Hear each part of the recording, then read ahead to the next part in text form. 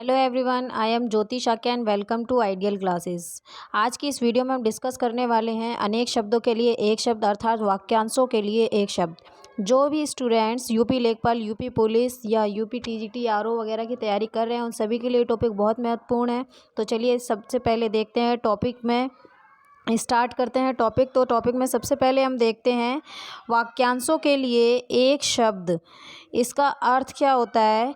जब किसी वाक्य में प्रयुक्त या स्वतंत्र किसी वाक्यांश के लिए किसी एक शब्द का प्रयोग किया जाता है जो उस वाक्यांश के अर्थ की पूरी तरह से सिद्ध करता है, जो उस वाक्यांश के अर्थ को पूरी तरह से सिद्ध करता हो, तो उस वाक्यांश के लिए एक शब्द, तो उसे क्या है? वाक्यांश के लिए एक शब्द कहते हैं।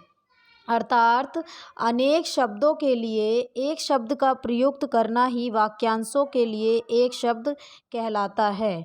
ठीक है, यानी कि हमें एक वाक्य दिया जाएगा, वाक्यांश दिया जाएगा, यानी एक वाक्य का अंश दिया जाएगा जिसके लिए हमें एक शब्द में उस पूरे वाक्यांश का अर्थ बताना होता है। तो उसे ही क्या बोलते हैं? वाक्यांशों के लिए एक शब्द। चलिए इससे रिलेटेड कुछ क्वेश्चन देख लेते हैं तो आपको और अच्छे से समझ में आएगा। तो इसमें सबसे पहला क्वेश्चन जो है हमारा वो क्या है? तो फर्स्ट क्वेश्चन है हमारा, गुरु के समीप रहकर शिक्षा ग्रहण करने वाला के लिए एक शब्द, यानी गुरु के समीप रहकर शिक्षा ग्रहण करने वाला उसे क्या कहा जाएगा? तो उसे गुरुकुलवासी, छात्रावासी, अंतेवासी या आश्रमवासी। तो इसमें से जो सही आंसर है वो है हमारा सी, अंतेवासी। यानी कि गुरु के समीप रहकर शिक्षा ग्रहण करने वाला जो व्यक्ति होता है उसको क्या बोलते हैं? अंतेवासी। ठीक है, इसी प्रकार नेक्स्ट क्वेश्चन अगर हम देखते हैं तो नेक्स्ट क्वेश्चन में क्या है? उच्च कुल में पैदा व्यक्ति। उच्च कुल में पैदा व्यक्ति के लिए क्या एक वर्ड हम यूज़ कर सकते हैं? धनी, सवर्ण, श्रेष्ठ या कुलीन। तो उच्च कुल में पैदा व्यक्ति के लिए जो सही वर्ड यूज़ किया जाएगा वो क्या होता है? कुलीन। ठीक है, यानी उच्च कुल में। जबकि एक ही जाति या वर्ण के लोगों को, एक ही जाति या वर्ण के लोगों को क्या कहा जाता है? सवर्ण। ठीक है, नेक्स्ट क्वेश्चन है, जिसे बुलाया ना गया हो। जिसे बुलाया ना गया हो वाक्य के लिए प्रयुक्त होने वाला शब्द अतिथि, अभ्यागत, अनाहुत, रिश्तेदार। तो जिसे बुलाया ना गया हो उसे हम कहेंगे अनाहुत, यानी कि सही ऑप्शन है हमारा सी। जबकि जिसके आने की कोई तिथि ज्ञात ना हो उसे क्या बोलते हैं? अतिथि। ठीक है, नेक्स्ट क्वेश्चन है हमारा, अपना उद्देश्य पूर्ण होने पर संतुष्ट ऐसे व्यक्ति के लिए एक शब्द है। अपना उद्देश्य पूर्ण होने पर संतुष्ट। तो इसके लिए क्या सही ऑप्शन होगा? चिरप्रसन्न, कृतज्ञ, आभारी या कृतार्थ। तो अपना उद्देश्य पूर्ण होने पर संतुष्ट व्यक्ति के लिए एक शब्द जो यूज़ किया जाता है वो होता है कृतार्थ। ठीक है, जबकि जो हमेशा प्रसन्न रहने वाला हो उसे बोलते हैं चिरप्रसन्न, और जो किए हुए उपकार को मानता हो उसे बोलते हैं कृतज्ञ। ठीक है, नेक्स्ट क्वेश्चन है हमारा, जो अपने स्थान या स्थिति से अलग ना किया जा सके। जो अपने स्थान या स्थिति से अलग ना किया जा सके उसके लिए एक शब्द क्या होगा? अच्युत, अटूट, अटल या अदेय। तो इसके लिए जो सही शब्द होगा वो क्या होगा? अच्युत। ठीक है, जो अपने स्थान या स्थिति से अलग ना किया जा सके उसके लिए एक सही शब्द होगा अच्युत। जबकि ना टूटने वाला अटूट, जो अपनी बात से ना टले यानी अपनी बात पर अड़ा रहे उसे अटल, और जो ना दिया जा सके उसे बोलते हैं अदेय। ठीक है, नेक्स्ट क्वेश्चन है, जो नभ में चलता है के लिए शब्द है खेचर, खच्चर, नभोत्पन्न या नभचाली। तो इसके लिए सही शब्द जो होगा वो है खेचर। इसमें खे का अर्थ होता है आकाश और जबकि चर का अर्थ होता है चलना, तो वहीं से बनता है नभ में चलना। नभ आकाश एक ही शब्द के पर्यायवाची है और उसी का खे का मतलब भी होता है आकाश। ठीक है, नेक्स्ट क्वेश्चन है, जिसकी पूर्व से कोई आशा ना हो, वाक्यांश के लिए उपयुक्त शब्द होगा प्रत्याशी, अप्रत्याशित, अप्रत्याशित और अप्रत्याशित। ठीक है, तो इसमें से जो सही ऑप्शन होगा वो क्या होगा, जिसकी पूर्व से कोई आशा ना हो उसको बोलते हैं अप्रत्याशित। ये भी अप्रत्याशित है, ये भी अप्रत्याशित है, ये भी अप्रत्याशित है, लेकिन जो सही अप्रत्याशित है वो कौन सा है, बी ऑप्शन। ठीक है, नेक्स्ट क्वेश्चन है, जो हर समय दूसरों की बुराइयां खोजता हो उसे कहते हैं परनिंदन, सर्वनिंदन, छिद्रान्वेषी, आलोचक। जो हमेशा दूसरों की बुराइयों को खोजता हो उसे बोलते हैं छिद्रान्वेषी। ठीक है, जबकि जो किसी के गुण दोषों की आलोचना करता हो उसे कहा जाता है आलोचक।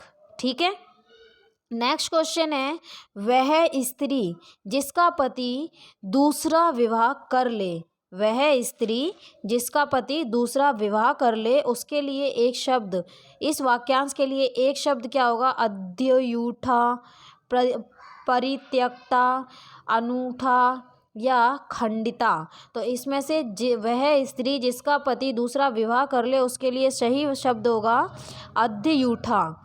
ठीक है, जबकि वह स्त्री जिसका पति रात को किसी अन्य स्त्री के पास रहकर प्रातः उसके पास आता हो उसे बोला जाता है खंडिता। और वह स्त्री जिसके पति ने उसका त्याग यानी कि अपनी स्त्री को छोड़ दिया हो तो उस स्त्री को बोला जाता है परित्यक्ता। ठीक है, नेक्स्ट क्वेश्चन है, पैसे से मनुष्य का जीवन जीने की इच्छा बलवती होती है, पैसे से मनुष्य की जीवन जीने की इच्छा बलवती होती है। तो इसमें रेखांकित किया जाता है जीवन जीने की इच्छा, इतना। रेखांकित वाक्यांश के लिए एक शब्द है, तो ये जो रेखांकित किया गया है जीवन जीने की इच्छा, इसके लिए एक शब्द क्या होगा, जीविका, चतुरानन, जीविका, इनमें से कोई नहीं। तो इसका जो सही ऑप्शन है वो क्या होगा, जीविका। जबकि जीविका क्या है, जीवन निर्वाह करने का साधन, जो भी जीवन निर्वाह करने का साधन है उसको हम जीविका कहते हैं, और जिसके चार आनन यानी कि मुख हो उसे चतुरानन कहा जाता है। ठीक है, नेक्स्ट क्वेश्चन है, जो मापा ना जा सके, जो मापा ना जा सके उसे अपरिमेय, अप्रमाणित, अनुपेय या अपर। तो जिसे मापा ना जा सके उसके लिए एक शब्द है अपरिमेय। ठीक है, नेक्स्ट क्वेश्चन है, और नेक्स्ट क्वेश्चन देखने से पहले मैं आपको बता दूं कि यदि आपने अभी तक हमारे चैनल को सब्सक्राइब और हमारा ऐप डाउनलोड नहीं किया है तो प्ले स्टोर पर जाकर आइडियल क्लासेस ऐप डाउनलोड कीजिए और आप जिस भी एग्ज़ाम की तैयारी कर रहे हैं उससे रिलेटेड कोर्स परचेज़ कीजिए, जिससे आप हमारे ऐप पर मिलने वाली सभी सुविधाओं का आनंद उठा सकें। हमारे ऐप पर मिलने वाली सुविधाएं जैसे कि online classes, cloze test, PDF notes आदि का आप लुत्फ़ उठा सकें। कोर्स परचेस करने के बाद आपको कुछ भी एक्स्ट्रा पढ़ने की बिल्कुल भी ज़रूरत नहीं है, क्योंकि आप जो भी कोर्स परचेस करेंगे उस पर आने वाली सभी वीडियोस आपके सिलेबस से रिलेटेड ही होंगी। और अगर आप लाइव क्लासेस नहीं ले पाते हैं, यदि किसी रीज़न से, किसी कारण से आप लाइव क्लास लेने में असमर्थ हैं, तो वह आपको रिकॉर्डेड प्रोवाइड होंगी, जिससे आप अपने द्वारा परचेज़ किए गए कोर्स के टाइम पीरियड में प्रत्येक क्लास को मैक्सिमम 3 बार देख सकते हैं। तो वो आप अपने समय अनुसार कभी भी देख सकते हैं। तो ये आपके लिए सबसे बेहतरीन मौका है अपनी पढ़ाई को, अपनी तैयारी को अच्छे से कंटिन्यू रखने का। तो जल्दी कोर्स परचेज़ कीजिए और कोर्स पर मिलने वाले सभी सुविधाओं का आनंद उठाइए।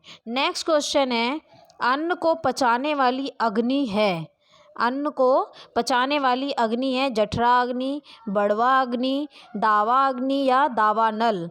तो उदर में उत्पन्न अन्न को पचाने वाली अग्नि को कहते हैं जठरा अग्नि, यानी कि ए ऑप्शन सही है। इसके लिए एक शब्द क्या होगा? जठरा अग्नि। जबकि समुद्र जल में लगने वाली आग को बड़वा अग्नि कहते हैं, जबकि और जंगल में लगने वाली आग को दावा अग्नि या दावा नल कहते हैं। ठीक है, समुद्री जल में लगने वाली आग को बड़वा अग्नि और जंगल में लगने वाली आग को दावा अग्नि या दावा नल, ये दोनों एक ही के लिए प्रयुक्त होने वाले शब्द हैं। जिसे प्रमाण द्वारा सिद्ध ना किया जा सके, उसके लिए सही शब्द क्या होगा? अप्रमाणित, अनुप्रमेय, अप्रमेय या अप्रमाणिक। तो जिसे प्रमाण द्वारा सिद्ध ना किया जा सके उसे बोलते हैं अप्रमेय, यानी कि सही ऑप्शन है सी। जबकि जो प्रमाणित ना हो उसे बोलते हैं अप्रमाणित, और जिसका कोई प्रमाण ना हो उसे बोलते हैं अप्रमाणिक। ठीक है, जिसका कोई प्रमाण ना हो उसे बोलते हैं। नेक्स्ट क्वेश्चन है हमारा, तर्क के द्वारा जो माना गया हो वाक्यांश के लिए एक शब्द है, निम्नलिखित में से क्या होगा? तो ए ऑप्शन है तर्क सम्मत, बी तर्क संगत, सी तकावी और डी है तटस्थ। तो तर्क के द्वारा जो माना गया हो उसे बोलते हैं तर्क सम्मत, यानी कि ए ऑप्शन सही आंसर है। और जबकि तर्क संगत किसे बोलते हैं? जो तर्क के आधार पर सही सिद्ध हो। वहीं पर किसी भी पक्ष का समर्थन ना करने वाला उसे कहा जाता है तटस्थ। ठीक है, और किसानों को सरकार द्वारा दिया जाने वाला ऋण उसे कहा जाता है तकावी। ठीक है, तो ये हैं आपके चारों के अर्थ। अब नेक्स्ट है कि जो क्षीण ना हो सके उसके लिए उपयुक्त शब्द है अमिट, अपार, अक्षय या अनंत। तो जो क्षीण ना हो सके उसके लिए एक शब्द क्या होगा? अक्षय। और जो मिट ना सके उसे बोलते हैं अमिट। जिसका कोई पार ना हो उसे बोलते हैं अपार, और जिसका कोई अंत ना हो उसे बोलते हैं अनंत। ठीक है, नेक्स्ट क्वेश्चन है, दिशाएं ही जिसका वस्त्र हैं उन्हें कहा जाता है विश्वाम्बर, दिक्पाल, दिगंबर या पैगंबर। तो दिशाएं ही जिसका वस्त्र हैं उसे कहा जाता है दिगंबर, यानी कि सही ऑप्शन क्या है? सी। नेक्स्ट क्वेश्चन है, जिसके बिना कार्य ना चल सके शब्द समूह के लिए एक शब्द है अत्यावश्यक, अपरिहार्य, आवश्यक या अपेक्षित। तो जिसके बिना कार्य ना चल सके उसे बोला जाता है अपरिहार्य, और जिसकी अपेक्षा की गई हो, अपेक्षा अर्थात आशा की गई हो, उसे बोला जाता है अपेक्षित। ठीक है, नेक्स्ट क्वेश्चन है, जो कठिनाई से समझ में आए के लिए एक शब्द है असाध्य, अगम, दुर्गम या दुर्बोध। तो जिसकी अपेक्षा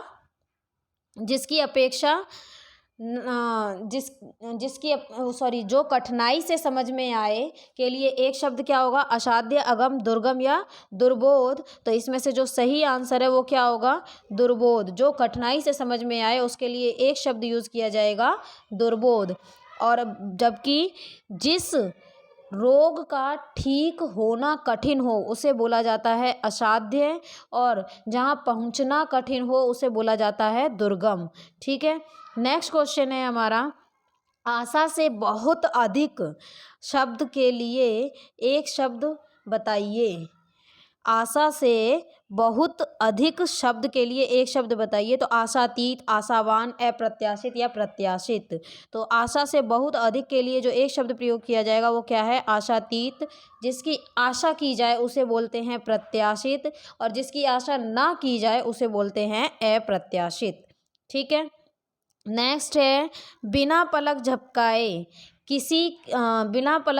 के लिए एक शब्द है। बिना पलक झपकाए के लिए एक शब्द है निष्पलक, निष्प्र, निर्निमेष या निर्विकार। तो इसमें से जो बिना पलक झपकाए के लिए एक वर्ड यूज़ करेंगे वो क्या है, निमेष। और इच्छा रहित के लिए बोला जाता है निष्स्पृह। और विकार रहित के लिए बोला जाता है निर्विकार। ये है ये है आपके वाक्यांश के लिए एक शब्द। आशा है आप सभी को अच्छे से समझ में आए होंगे और अच्छे से आपके कई क्वेश्चन मैंने क्लियर भी करवा पाए होंगे। अगर और इससे अधिक जानने के लिए हमसे जुड़े रहिए। Thank you for watching this video and please subscribe our channel, जिससे हम आप क्या है सब्सक्राइब आवर चैनल, जिससे हमारे चैनल पर आने वाली वीडियो का सबसे पहले नोटिफिकेशन आपके पास पहुंच सके। और हमसे जुड़े रहने के लिए हमारे चैनल को सब्सक्राइब कीजिए। और अगर आपने अभी तक हमारी वीडियो को लाइक, कमेंट एंड शेयर नहीं किया है तो वो भी ज़रूर कीजिएगा। चलिए ठीक है, आज के लिए बस इतना।